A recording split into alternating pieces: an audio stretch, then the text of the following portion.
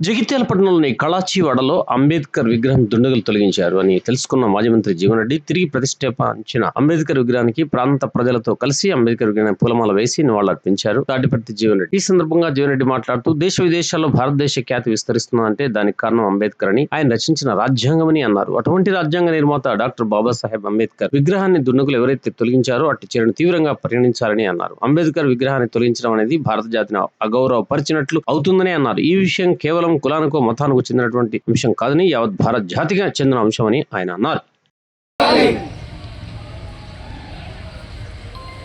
నవభారత రాజ్యం దేశ విదేశాలలో భారత ఖ్యాతి ఇనుమడింపజేయబడుతుంది అని చెప్పంటే దానికి ఆనాడు బాబాసాహెబ్ బిఆర్ అంబేద్కర్ గారు మనకు అందించినటువంటి రాజ్యాంగం అని చెప్పి చెప్పక తప్పదంటున్నాడు.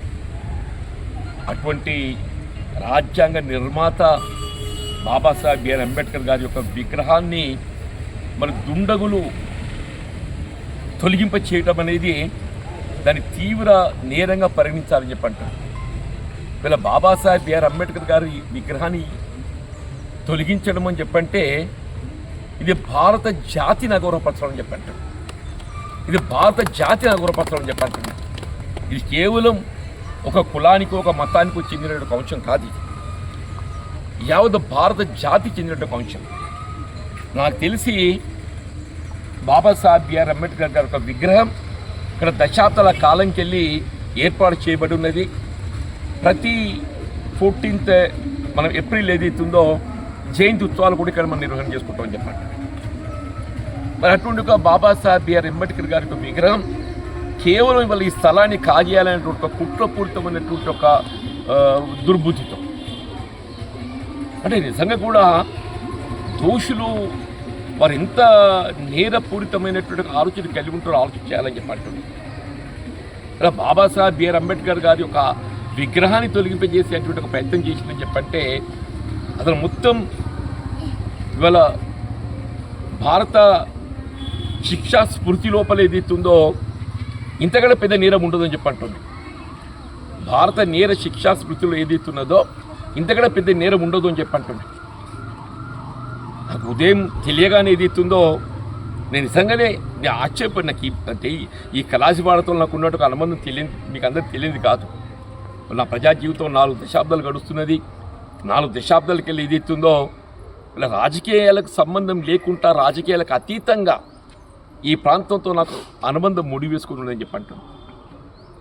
వాళ్ళందరం కూడా ఏదైతున్నదో ఈ విగ్రహం అనేది ఇది భారత జాతి గౌరవాన్ని నింపజేసేటువంటి ఒక అంశం కాబట్టి వాళ్ళు ఇప్పుడే నేను స్థానిక పోలీసు అధికారులతో మాట్లాడడం జరిగింది.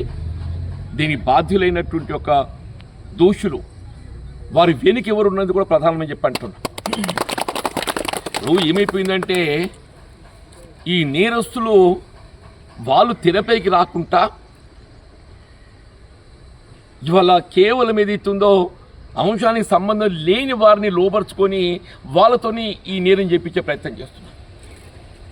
అంటే ఆ కుట్రను ఛేదించాలి. వీళ్ళ కళ్ళ ముందు కనబడుతున్నటువంటి నేరస్తుడికి పరిమితం కాకుండా ఆ నేరస్తుని ప్రోత్సహించినటువంటి కారకులు ఎవరు, ఆ నేరస్తుని ప్రోత్సహించి ప్రోద్బలం చేసి ఈ అంబేద్కర్ గారి విగ్రహం తొలగింపజేసేటువంటి ప్రయత్నం చేసిన వారిని తెరపైకి తీసుకురావాలి. వారందరిపై కూడా ఏదైతుందో మరి చట్టపరం చర్యలు చేపట్టబడ్డప్పుడు ఏదైతుందో ఈ భారత జాతి గౌరవాన్ని నిలబెట్టుకున్న వాళ్ళు అవుతామని చెప్పండి.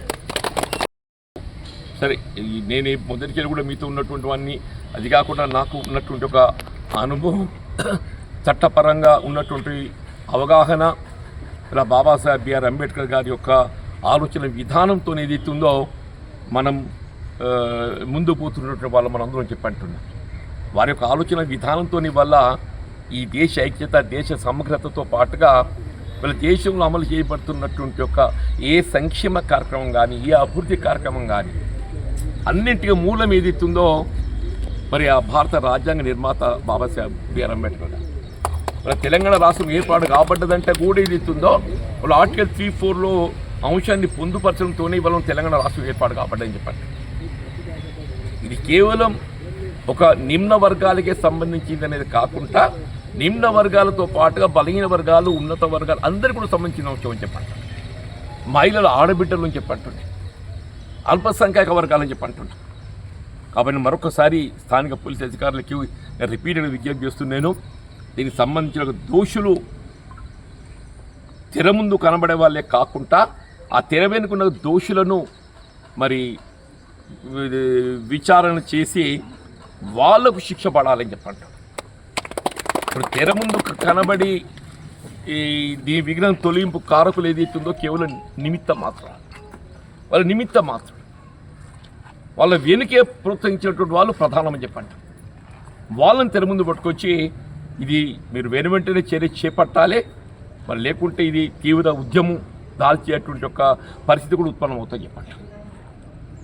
తక్షణం ఏదైతుందో ఈ తెర వెనుకున్నటువంటి కుట్రదారులను ఛేదించి వాళ్ళపై చర్యలు తీసుకున్నటువంటి యొక్క ప్రక్రియ త్వరలోనే మరి అమలు చేయాలని చెప్పి కోరుతున్నా.